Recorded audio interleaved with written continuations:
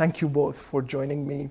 And my first question is about the real support for Kurds.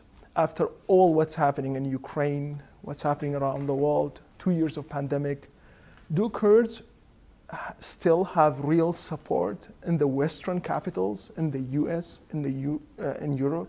What is your sense of this? And that my question is for both of you. Of course, I think that the supporters are the same.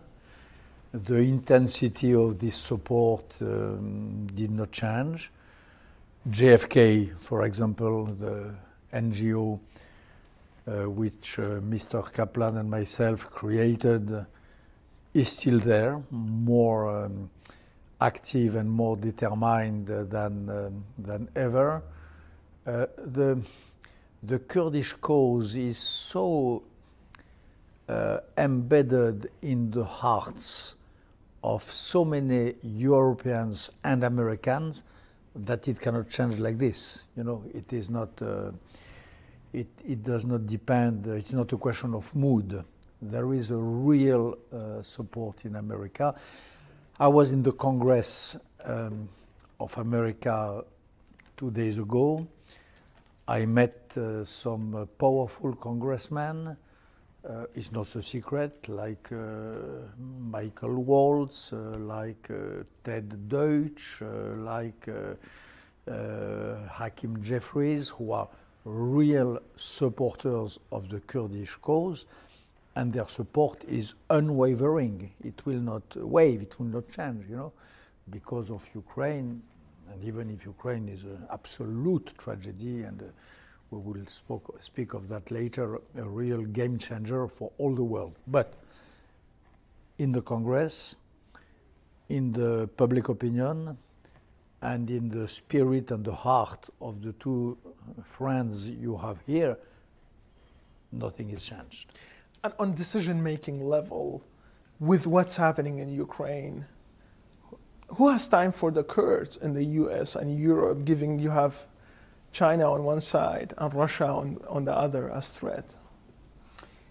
I can understand why our Kurdish brothers and sisters might feel that this is a moment when their cause will be completely overtaken by events.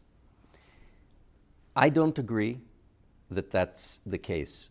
To the contrary, I see opportunity in this crisis. Moments of crisis focus the mind. They get people to remember what's truly important. And what has happened with Ukraine, as it relates to the Kurds, is that the Ukrainians fought back against a power that was predicted to roll over them.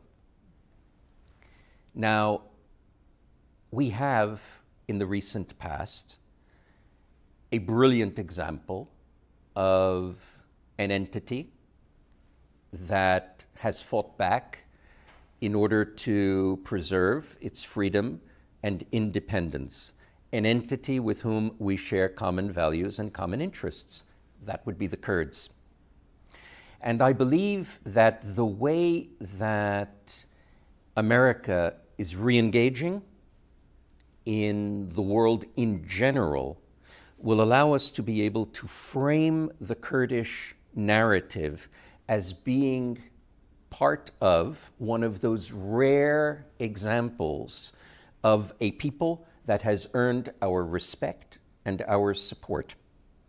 And as a consequence of that, Justice for Kurds, we will double down on making the connection between the brave struggle in Ukraine and the brave struggle that preceded it in the Kurdish region, and remind people that the wars that the Kurds are fighting are not over. The KRG has been attacked. The loss of lives, the Kurdish loss of lives that it took in order to be able to regain control of the prison, the Kurdish intelligence that allowed the Americans to kill the head of ISIS. I think that the understanding now that America should give much greater support to those who are willing to fight for themselves and win is going to give the wind to the back of what we're trying to accomplish. What do you think about those who say that the West and America should actually focus on its real battle, real confrontation with China and Russia, and forgets about the rest, not just Kurds, but the entire Middle East? What is your perspective on that in terms of priorities for the United States? First of all, I don't think that we have choices. We have to deal with the world the way it is. And if anything, the fact that the Kurds are willing to fight their own battles, but again, with the support of outside powers that can give them the tools to be able to fight those battles in a common struggle with an enemy that is not gone. And that enemy's desire is to strike the West. That enemy's desire is to make it to the streets of Europe. That enemy's desire is to make it to the streets of the United States. When Biden said yesterday that it is a good investment to put $33 billion into Ukraine because the consequences of not doing so would be many, many times greater, I would argue that the same story applies to the Kurds. And this is the narrative that we should be building upon. And it's one of those rare examples, and we showed this with Justice for Kurds when we founded it. We showed very quickly that this was bipartisan in its implications. We had the broadest, and we still do, that coalition is still there. We had the broadest coalition from left to right at a time when throughout most of the West, especially in this country, we have this division where we can't find common ground. Ukraine has allowed Americans to be able to find common ground. We will remind people that that exists with the Kurds as well, and that a greater investment, increased investment with this ally who has shown themselves to be so resilient and so resourceful and willing to take upon themselves the sacrifice for both of us, that this is a great investment to make.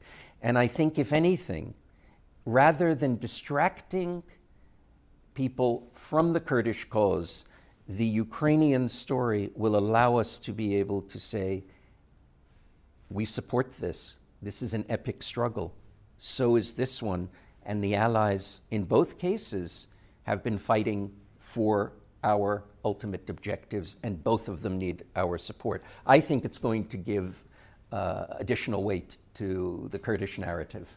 And indeed, like Justice for Kurds has the broadest coalition, let's say, in terms of your committee of advisors that you announced.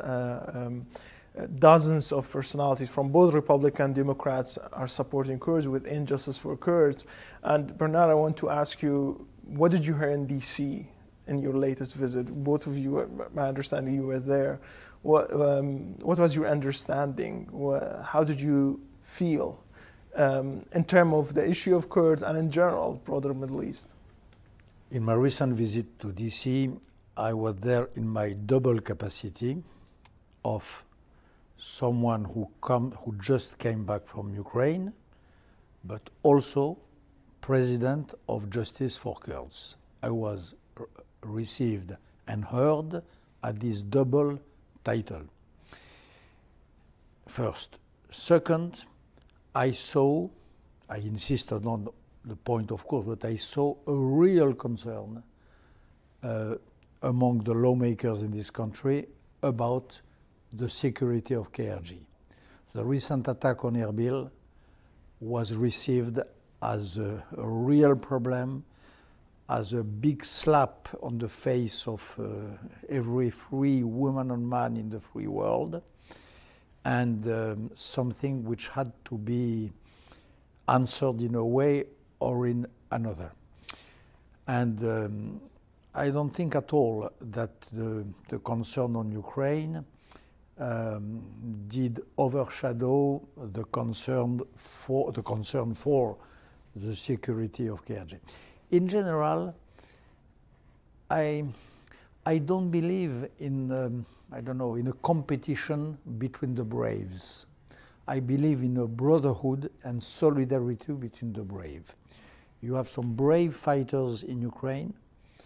You have some brave fighters who are our brothers in Kurdistan. And between the two, in a way or in another, in the eye of God, if you believe of God, in the eye of the values, if you believe in values, there is a chain of brotherhood. And this you will see. One day or another, America is understanding again now, because of Ukraine, what was forgotten in the recent years, that America can be back, that America can retaliate, that America can make the law and the justice being respected. This is true today for Ukraine. It will be true, I hope and I believe, it will be true tomorrow for other brotherly people of America, and in front line, and in first of all the Kurds. So I really don't believe one second that there is a competition. It's the opposite. America is back today. Biden is acting as a new Truman, as a new Reagan. America starts again to be an arsenal for democracies, and KRG is a democracy. The Peshmerga are on the front line of the battle for democracy more than probably most of the American allies. So this will be on the first page of the agenda very soon. And what I can tell you is that as far as we are concerned, Justice for Kurds, Mr. Kaplan and myself, we will do all that we can in order to see that accomplished. And Bernard, you know, I read and watch almost everything you put out there in the public, and this is the most optimistic assessment of you I heard about the U.S. administration policy in terms of Ukraine, and we will come for that in the second part of the interview. I give you an example. Tonight, we are thinking, my film, which is ending on my brotherhood with the Kurds are at the core of the film, is premiered in New York, okay? It's the time of Ukraine, but my film is centered on the Kurds. It's sold out. The cinema is completely, there is an overwhelming interest for that. So the interest for the Kurds is really untouched. I really believe it's not optimistic. I have my own parameters, you know. Mm-hmm. Yeah, I'm optimistic about the U.S. administration's policy in terms of Ukraine, and absolutely, I watched that film, and absolutely, Kurd was the center of it. The last line of the film is, "I will be with the Kurds till the end of my life." The film, which was made possible by a few friends, first of one being Mr. Kaplan, finishes with this sentence. Mm-hmm. And this is what is plebiscited by the American audience tonight in New York. And as a Kurd, I appreciate that. Tom, by now Kurds know you and know you are a big supporter of Kurdistan for years, and officially since 2017 when Justice for Kurds started. This is the first time I see you in person since this pandemic started in the beginning of 2020, when there was a conference about Kurds in Yale University. Since then, and you know, we have the pandemic, we have Ukraine. How hard or easier has been advocating for Kurds? You're dealing with Kurds, or Justice for Kurds attempt to actually advocate for Kurds in DC and in Europe too. I would say let's draw a distinction. between the two crises that we saw and we are seeing people focusing upon. Number one, the pandemic. I think it was going to be almost impossible to get people to think very long and hard about the Kurds during the pandemic. At that time, people were focused on their health, on their families. There was lots of confusion. This is what dominated the airwaves. That period, hopefully forever, but certainly for the time being, has receded, and now we're dealing with Ukraine. Ukraine is an entirely different story. Ukraine has the potential to be a force multiplier for the Kurdish narrative. And you normally don't hear me say, very encouraging things about what we see from DC. But you've heard a report firsthand from Bernard-Henri à la minute, right now. And you've heard him express, as you said, more optimism than you've heard him express in quite a while. Well, you're going to hear the same from me. So now you're getting it in stereo. The results are not yet in. However, what's happening in Ukraine is a unique opportunity for the United States to be able to regain in one stroke the credibility to be able to position itself once again as the global superpower.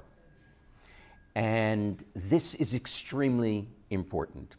And I'm not even talking about during the Trump era, but even going into the Obama era, there was a sense that the United States was retreating, was becoming more reactive, less forceful on the world stage, and that therefore the vacuum that was being created would be to the benefit of China and Russia.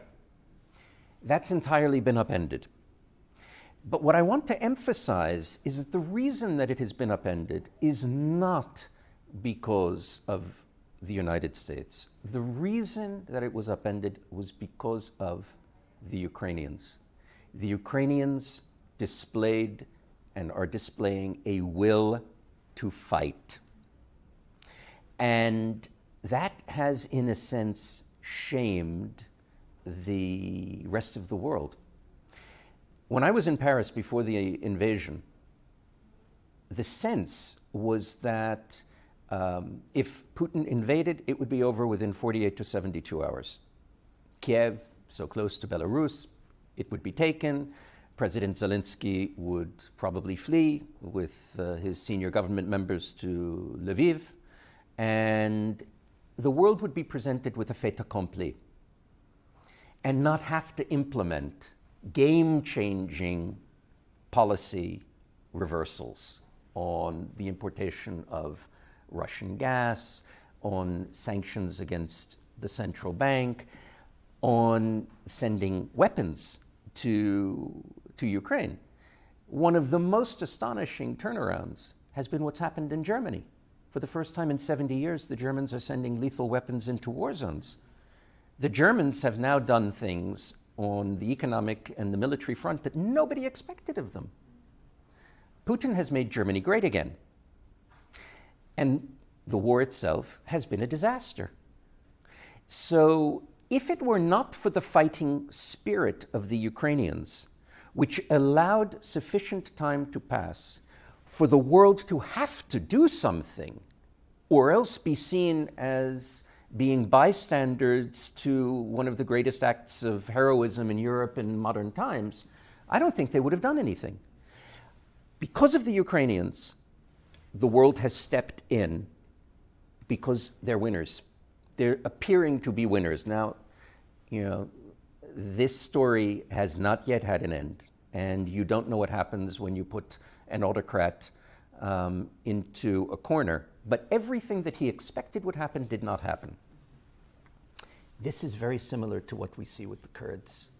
We now have to go back and say, yes, amazing.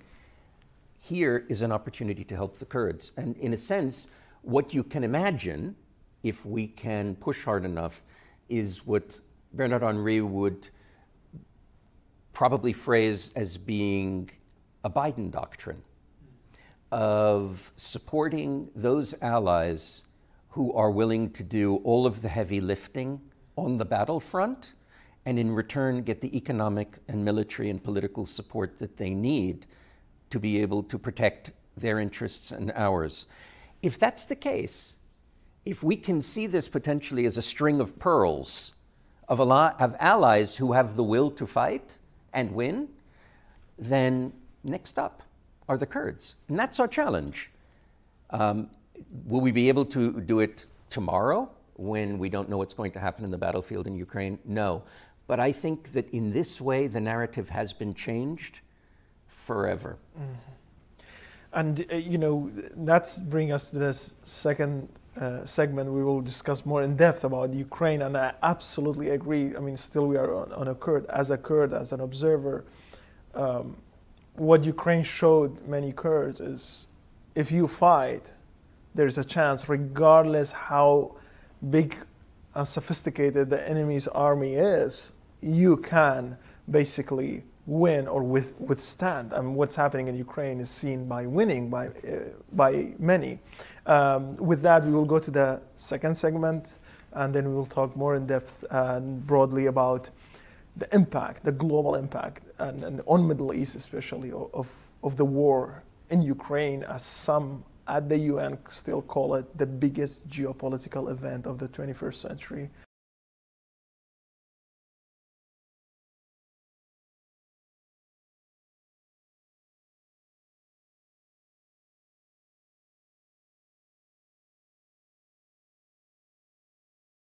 Going back to the issue of Ukraine, Bernard, you have been there even before this crisis started, on the front line, on the ground. I've seen your films even months before this war, and you're warning about what's happening in a way.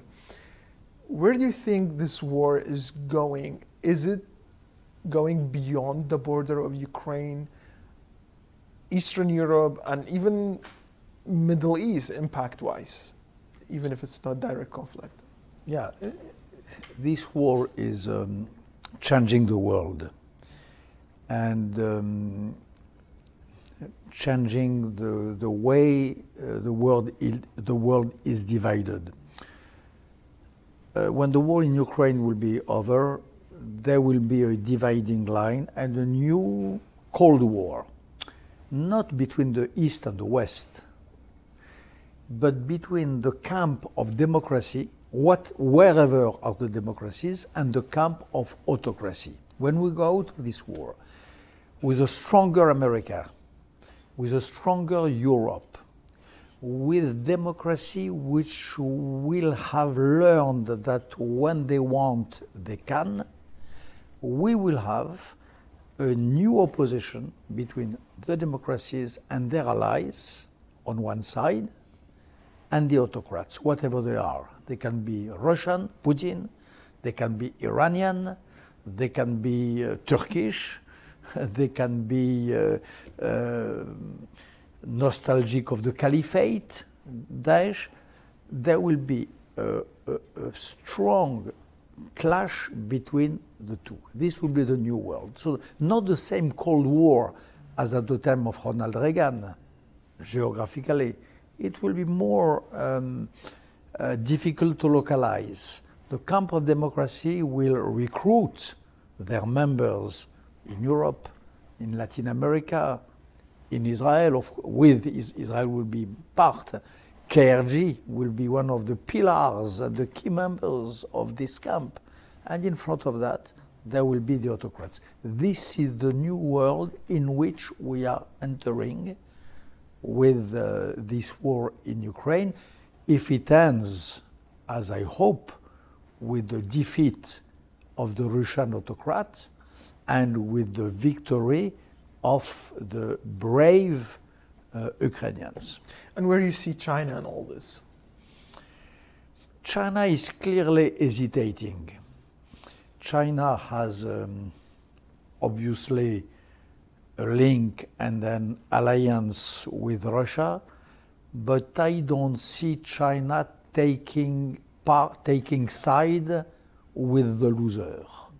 I don't see China taking the risk of being on the side of a butcher who acts as a terrorist at the end of the day, taking civilian population in hostage, making a carnage against simple people. You know, I was in Ukraine, as you said, a few days ago. It's not very different what happens in the villages of Ukraine than what happened in Halabja at the time of Saddam Hussein. Same sort, except the gas. But the gas might come. But you have these massacres of civilians, undiscriminate crimes against humanity. So the world of tomorrow will be divided between those who accept that and those who will and who do refuse. Mm-hmm. So an ideological divide, but different from what we had in the Cold War. Mr. Kaplan, giving your deep understanding of history, what if Russia wins, the other side of the scenario? Not an easy question. The question isn't easy because we are in uncharted waters. We are dealing with a nuclear power which is essentially acting at the whim of one man. So when we talk about Russia winning, that in and of itself begs a question. What does Russia win? Russia has been crippled economically. Russia has been gutted reputationally. The image of Russia globally has been destroyed. That's extremely important. Russia did not have very much soft power going for it, going into this war. From a civilizational standpoint, not much to compete with the United States and the West. The Chinese not so much either, because they haven't developed their soft power, and they don't have a political system that makes people enthusiastic, even though a lot of people may gravitate towards it because it seems to provide some security. But the Russians now have nothing. They've gone backwards. So I don't even know how Russia wins. On the battlefield, it would look like they would have to employ weapons that the Ukrainians simply don't have or wouldn't be given, because the amount of weapons being poured into Ukraine and the Ukrainian willingness to use them effectively, this is epic, but it's dangerous. You have Russia losing, a nuclear power, seeing so much of its power damaged, a president who prided himself on being viewed, rightly or wrongly, as being a clever fox, now looks like he made every single misjudgment, and he's losing what in his mind at this particular moment he may be viewing as a proxy war by the West to engage in regime change. So this story is not over.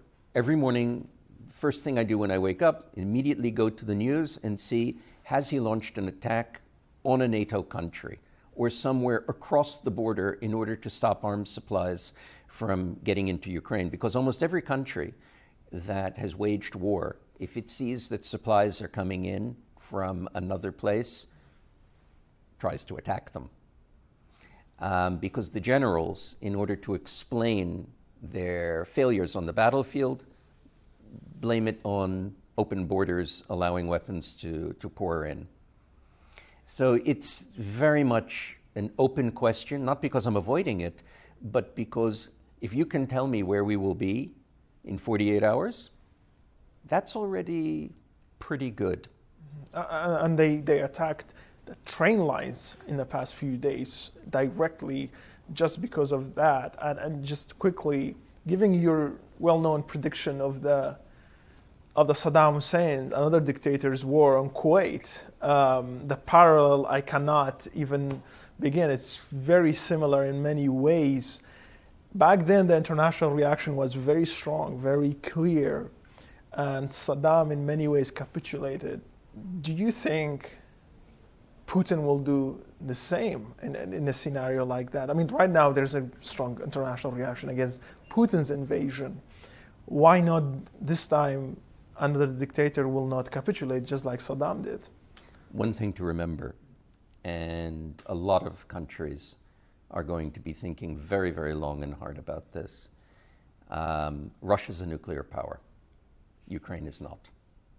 In 1994, in exchange for guarantees of its borders, Ukraine gave up what was at that time, I think, the third largest nuclear arsenal.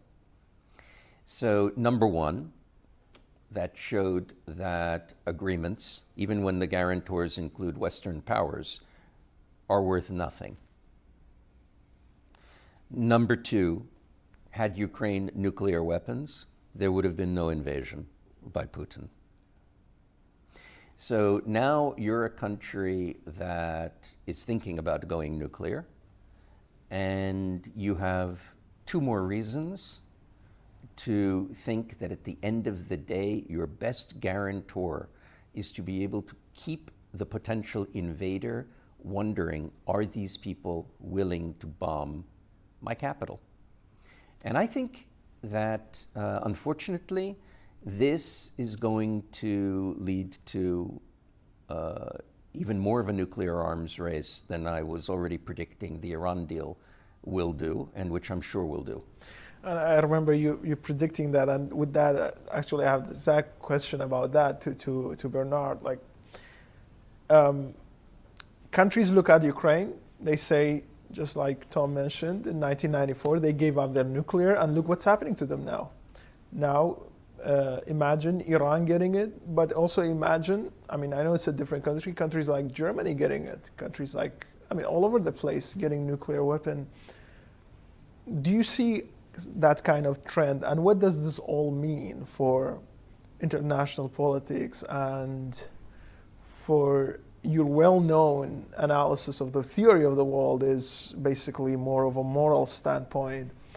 Are we seeing a war? Are we going to a world that most countries are seeking, actively seeking nuclear weapon, just like Iran? Probably, but this is not new. Since decades, many countries want nuclear weapons. What happened is that for a long time, there was a leadership of the world which prevented that. And at the leadership of the leadership, you had America. Then, since 10 years, America began to withdraw. The first visible step of that was when Barack Obama put a red line in Syria and did not respect his own red line. And the guarantor, as Tom Kaplan said, the guarantor had an authority which was decreasing every day. Remember when Rex Tillerson sent a letter to Kak Massoud Barzani about the referendum, when he threatened the Iranian militias against the temptation of invading Kirkuk, the guarantee of the word of the guarantor was equal to zero. Iranians did not take into account the point of view of Mr. Trump and the threats of Rex Tillerson. This is the most dangerous moment, when the word of the guarantor is worth close to zero. Today, the new situation in which we are and into which we will enter more and more if, as I believe, the Ukrainians win with the support of America, is that the guarantee of the guarantor will have a real golden value. And this for all the allies of America in the world, Europe, Kurds, Israel, Taiwan, whoever. this will change everything. We will have a golden guarantor, which we did not have. In the time of Obama, in the time of Trump, and in the first month of Biden administration, look at what happened in Afghanistan. The Taliban acted as if they were, and they were, and actually from one day to another, they were at home. This was the real disaster. This was the real risk, the real risk of spreading of the worst weapons. Today, we might see a new order of the world with a real guarantor of this order and of the decency of this order. So you don't see this is the beginning of a multipolar world that everybody talks about? I think it is a comeback of a bipolar order between the camp of democracies and the camp of autocracies, wherever they are geographically. Led by China. Led by China, yes. Led by China, with Turkey, with Iran at the forefront, with the Daesh or the metamorphosis of Daesh, and with, till this moment, Russia. But a lot of things could happen in Russia too in the next times. Mm-hmm. And in terms of the broader Middle East, how do you see, with recent changes in terms of the change of U.S. policy toward Iran? It's dramatic from Biden administration, although the nuclear talks is not going that well. The changes obviously in Eastern Europe, many other changes happening in the past 2-3 years. Where do you see the power dynamic in general in the Middle East? Do you see a major change? I know you visit the region a lot and you watch it very closely. For me, the major trend that so disturbs me is what I believe is the not necessarily inevitable, but extremely likely confrontation between Israel and Iran. And if that goes to where it could go in terms of escalation, it could make what's happening in Ukraine seem like a garden party. The major problem is the ideology of the regime in Tehran. It's not about a fundamental hostility between Jews and Persians, or even the other minorities that make up the Iranian Empire. It's ideological.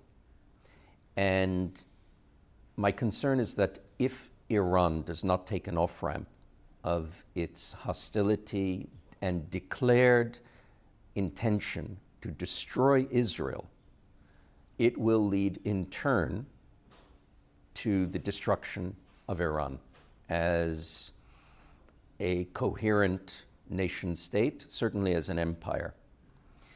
And I'm not arguing for that. If anything, from a historical standpoint, I'm what one would call a Persophile. I have a huge respect and love for Iranian history. I could teach it. But this regime is no more a representative of the great values of the Persian Empire going back to the Achaemenids and Cyrus the Great than the Nazis were to the great country of Germany that produced Beethoven. This regime are not the heirs to Hafez, Saadi, Ferdowsi, Rumi, Omar Khayyam. They're simply not. And this is something that we have to understand. When people say, yes, you have to give the Iranians the credit, they're a great ancient civilization, I'm the first one to agree. But as I said, I don't give this regime in Iran the credit to be the heirs of one of the greatest civilizations the world has ever known, any more than I would have given the National Socialist Party of Germany to be the heirs of Beethoven and Goethe and Bach and everything else. It's not right. The Kurds, on the other hand, are the heirs to a great lineage that goes back, to beyond Saladin. It's a whole different animal.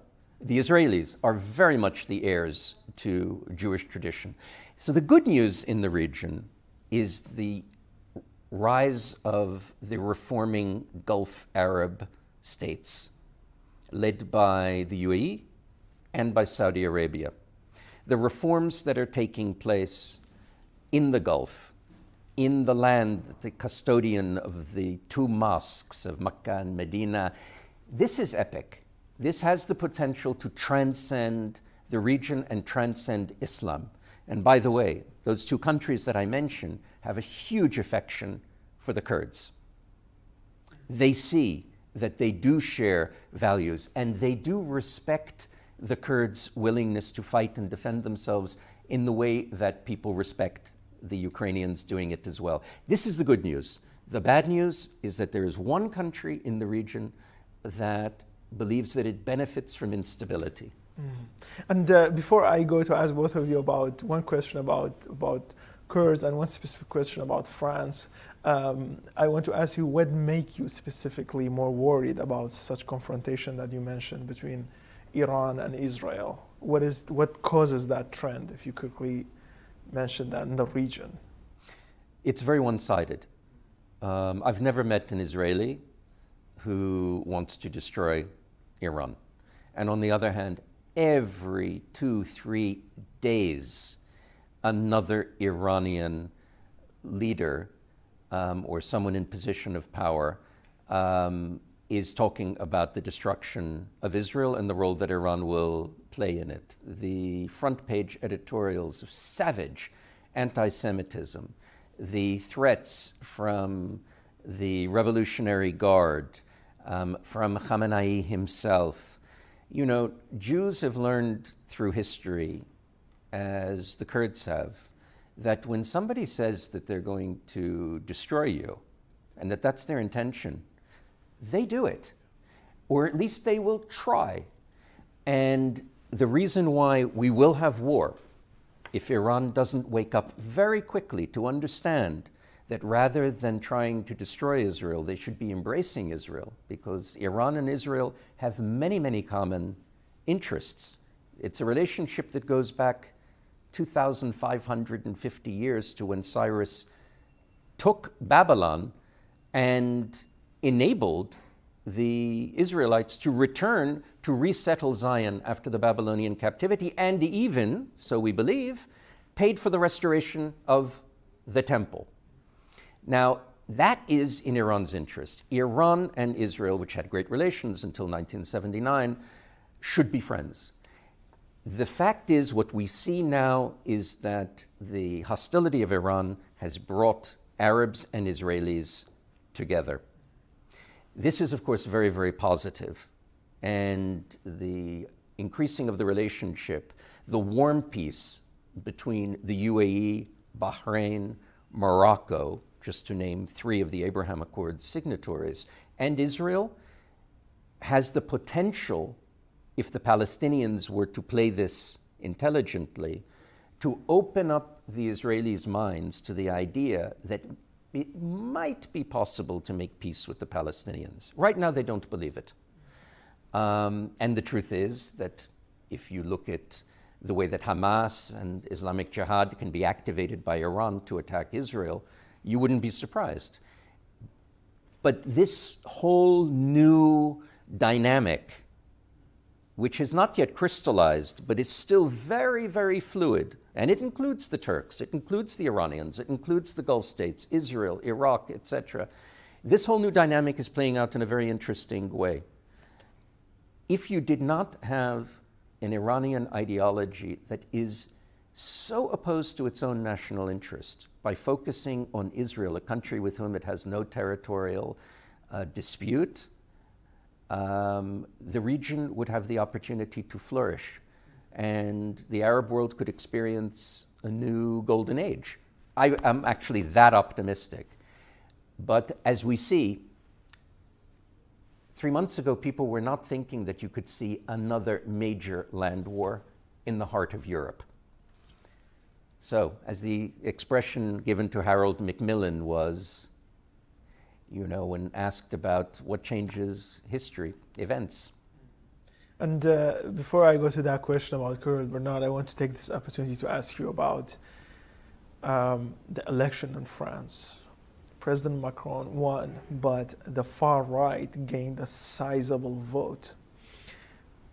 Is this the beginning of the rise of far right? Are you seeing that a European trend or even a global trend, something many in the region and globally are actually concerned about? First of all, we see in France a rise of the extreme right and of the extreme left. We have today 3 blocks in France: the Macron bloc, center-right, center-left, a bloc consisting in the worst of the possible right, semi-fascist extreme right, and a bloc consisting in the worst of the leftist tradition. I'm a leftist, but not this left. Not the left which supports Putin, not the left who supports Iran, not the left who does not care about Kurds. Alas, this is the left and this is the right who was now surrounding Macron. But Macron prevailed, and this victory was large. And he is the last real leader of Europe. And he has the same energy. And he has, by the way, this brotherly link with your president, Netshir Van Barzani. There is a real affection, a real brotherhood between the two since they met when Mr. Barzani was prime minister. So this is a trend in France. Of course, it will not be a calm sea the next 5 years, but Macron will hold the bar and will very solidly in the direction he wants, which is building of Europe, reinforcing the alliance with America, and reinforcing this front, which I told you before about, the front of the democracies, fighting autocracies, wherever they are. And on the front, the Kurds. I again repeat, for me, this is an unwavering conviction since I made my Peshmerga film. The Kurd, Mr. Kaplan told you, in the greatest tradition, Persia, Germany, you have some very dark sides, some very dark moments, some moments when the greatest culture falls into hell. Kurdish culture is one of the few I know which never fell into this trap.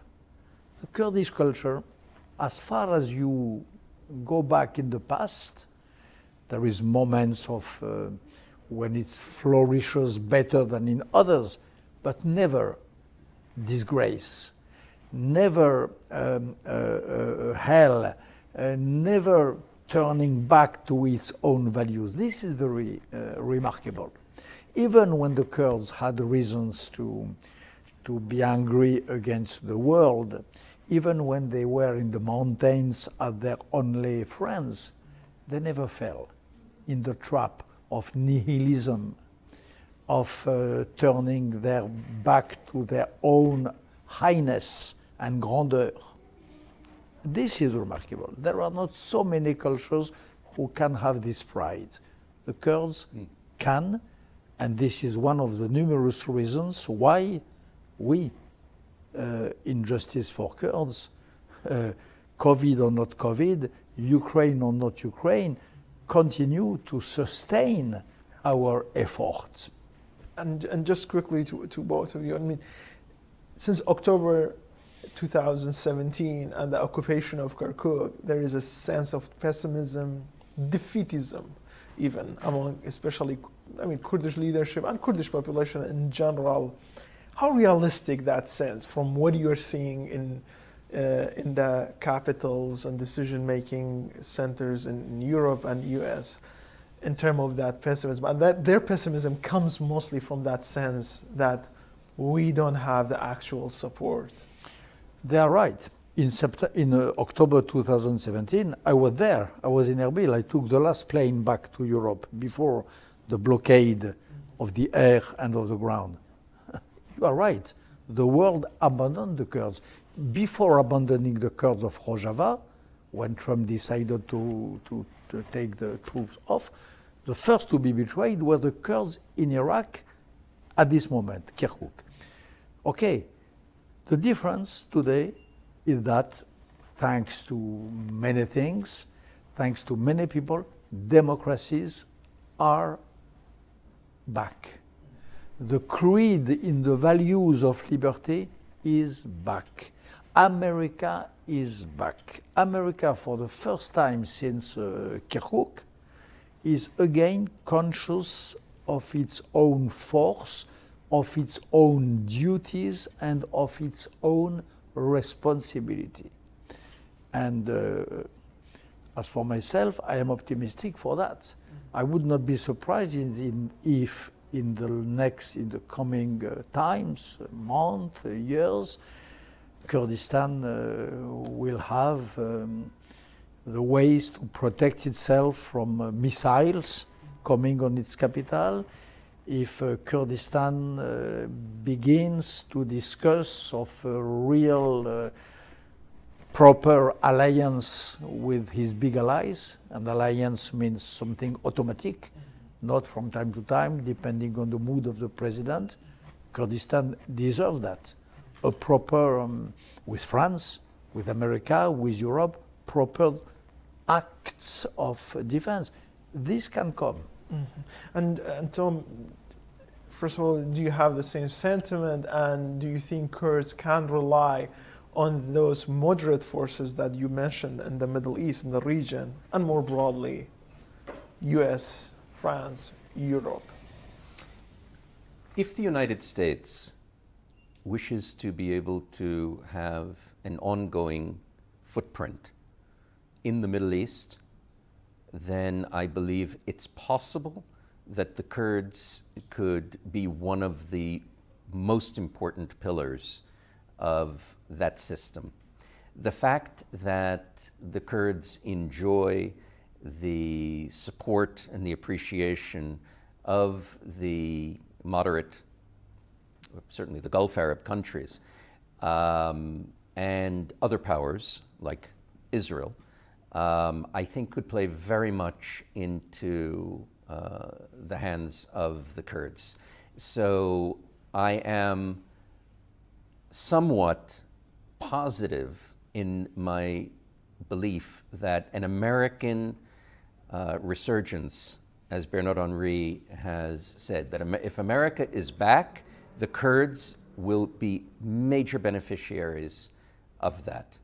I still think that the jury is out simply because of the divisions within America itself.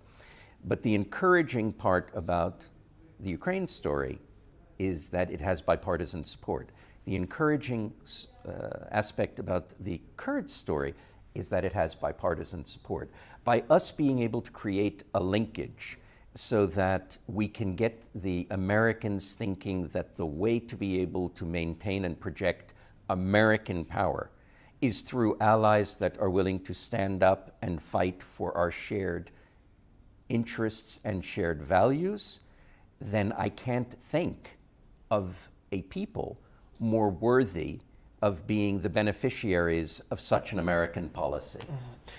I know both are extremely busy people. Thank you so much for this opportunity. Thank you for supporting my people, Kurds, for speaking out against the, I would say, the longest occupation in the history, modern history of the Middle East, which is of Kurdistan. Thank you so much. Appreciate it.